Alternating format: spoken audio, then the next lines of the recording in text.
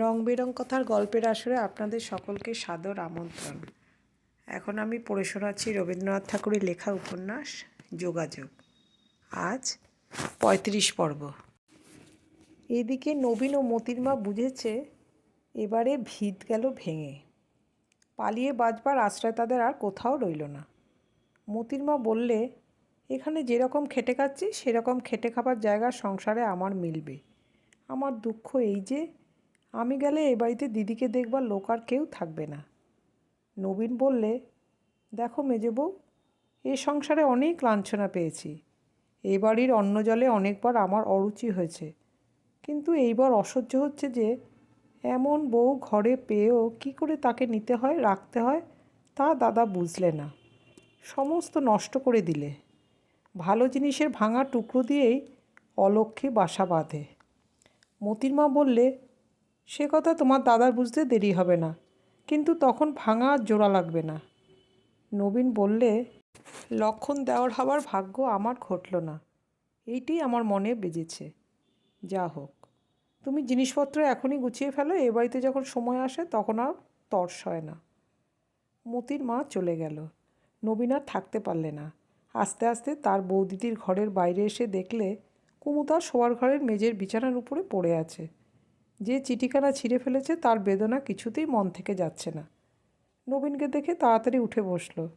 নবীন বললে, বৌদিদি, প্রণাম করতে এসেছি, একটু পায়ের ধুলো দাও। বৌদিদির সঙ্গে নবীনের এই প্রথম কথাবার্তা। কুমু বললে, এসো, বসো। নবীন মাটিতে বসে বললে, তোমাকে সেবা করতে পারবো এই খুশিতে বুক ভরে উঠেছিল। কিন্তু নবীনের কপালে এতটা সৌভাগ্য সইবে কেন? কটা দিন মাত্র তোমাকে পেয়েছি, কিছুই করতে পারিনি, এই আফসোস মনে রয়ে গেল। কুমু জিজ্ঞাসা করলে, কোথায় যাচ্ছ তোমরা? নবীন বললে, দাদা আমাদের দেশেই পাঠাবে। এরপরে তোমার সঙ্গে বোধহয় আর দেখা হবার সুবিধা হবে না, তাই প্রণাম করে বিদায় নিতে এসেছি। বলে যেই সে প্রণাম করলে, মতির মা ছুটে এসে বললে, শীঘ্র চলে এসো, কর্তা তোমার খোঁজ করছেন।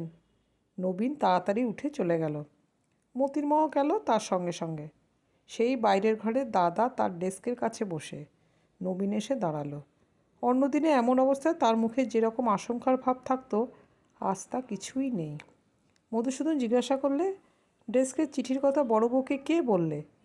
নবীন বললে, আমিই বলেছি।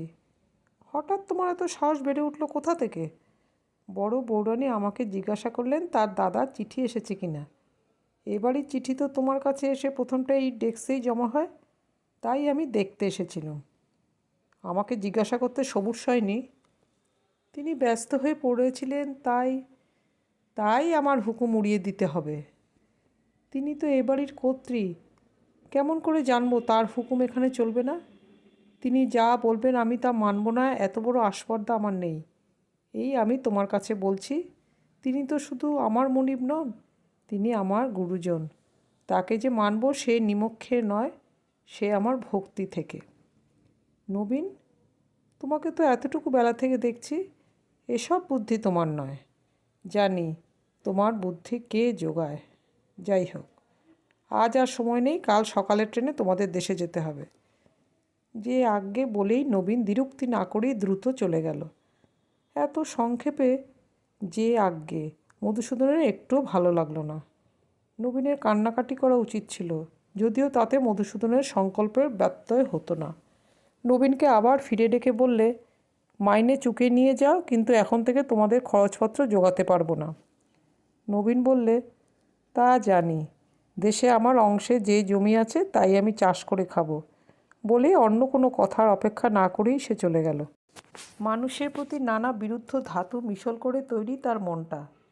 প্রমাণ করে এই যে মধুসূদন নবীনকে গভীরভাবে স্নেহ করে।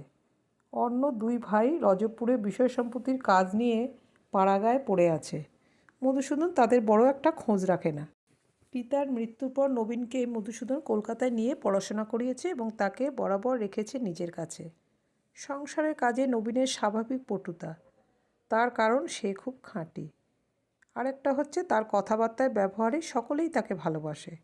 এই বাড়িতে যখন কোনো ঝগড়াঝাটি বাঁধে তখন নবীন সেটাকে সহজে মিটিয়ে দিতে পারে। নবীন সব কথায় হাসতে জানে, আর লোকদের শুধু কেবল সুবিচার করে না, এমন ব্যবহার করে যাতে প্রত্যেকেই মনে করে তারই পরে বুঝি ওর বিশেষ পক্ষপাত। নবীনকে মধুসূদন যে মনের সঙ্গে স্নেহ করে তার একটা প্রমাণ। মতির মাকে মধুসূদন দেখতে পারে না। যার প্রতি ওর মমতা তার প্রতি ওর একাধিপত্য চাই।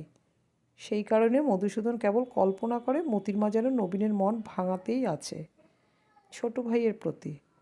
ওর যে পৈতৃক অধিকার, বাইরে থেকে এক মেয়ে এসে সেটাতে কেবলই বাধা ঘটায়।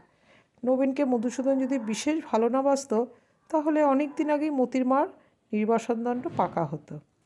মধুসূদন ভেবেছিল এইটুকু কাজ ছেড়েই আবার একবার আপিসে চলে যাবে, কিন্তু কোনো মতেই মনের মধ্যে জোর পেলে না। কুমু সেই যে চিঠিখানা ছিঁড়ে দিয়ে চলে গেল, সেই ছবিটি তার মনে গভীর করে আঁকা হয়ে গেছে। সে এক আশ্চর্য ছবি, এমনতর কিছু সে কখনো মনে করতে পারত না।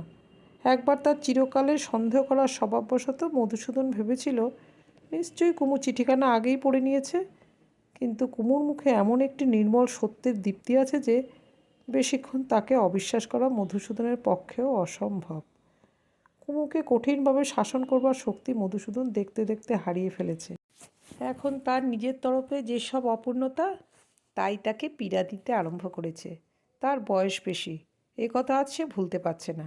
এমনকি তার যে চুলে পাক ধরেছে সেটা সে কোনো মতে গোপন করতে পারলে বাঁচে। তার রঙটা কালো, বিধাতার সেই অবিচার এতকাল পরে তাকে তীব্র করে বাজছে। কুমুর মনটা কেবলই তার মুষ্টি থেকে ফসকে যাচ্ছে। তার কারণ মধুসূদনের রূপ ও যৌবনের অভাব, এতে তার সন্দেহ নেই। এইখানেই সে নিরস্ত্র, সে দুর্বল। চাটুজ্যেদের ঘরের মেয়েকে বিয়ে করতে চেয়েছিল, কিন্তু সে যে এমন মেয়ে পাবে বিধাতা আগে থাকতেই যার কাছে তার হার মানিয়ে রেখে দিয়েছেন এ সে মনেও করেনি। অথচ একথা বলবার জোর মনে নেই যে তার ভাগ্যে একজন সাধারণ মেয়ে হলেই ভালো হতো, যার উপরে তার শাসন খাটত।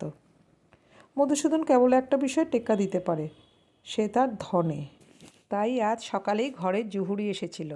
তার কাছ থেকে 3টে আংটি নিয়ে রেখেছে। দেখতে চায় কোনটাতে কুমুর পছন্দ।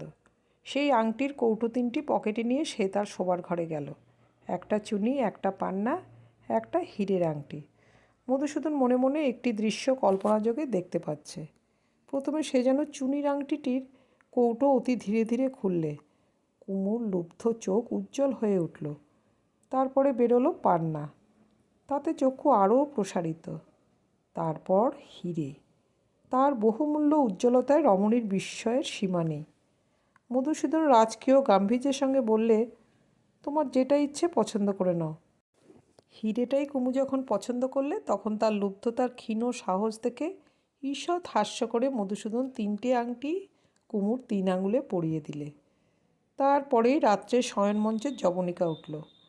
মধুসূদনের অভিপ্রায় ছিল এই ব্যাপারটা আজ রাত্রের আহারের পর হবে, কিন্তু দুপুরবেলাকার দুর্যোগের পর মধুসূদন আর সবুর করতে পারলে না। রাত্রের ভূমিকাটা আজ অপরাহ্নে সেরে নেবার জন্য অন্তঃপুরে গেল। গিয়ে দেখে কুমু একটা টিনের তোরঙ্গ খুলে শোবার ঘরের মেঝেতে বসে গোছাচ্ছে। পাশে জিনিসপত্র কাপড় চোপড় ছড়ানো।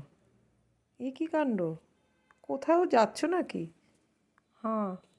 কোথায়? রজবপুরে। তার মানে কি হলো? তোমার দেরাজ খোলা নিয়ে ঠাকুরপোদের শাস্তি দিয়েছ, সে শাস্তি আমারই পাওনা। যেও না বলে অনুরোধ করতে বসা একেবারেই মধুসূদনের স্বভাব বিরুদ্ধ। তার মনটা প্রথমেই বলে উঠল, যাক না দেখি কতদিন থাকতে পারে। এক মুহূর্ত দেরি না করে হনহন করে ফিরে চলে গেল।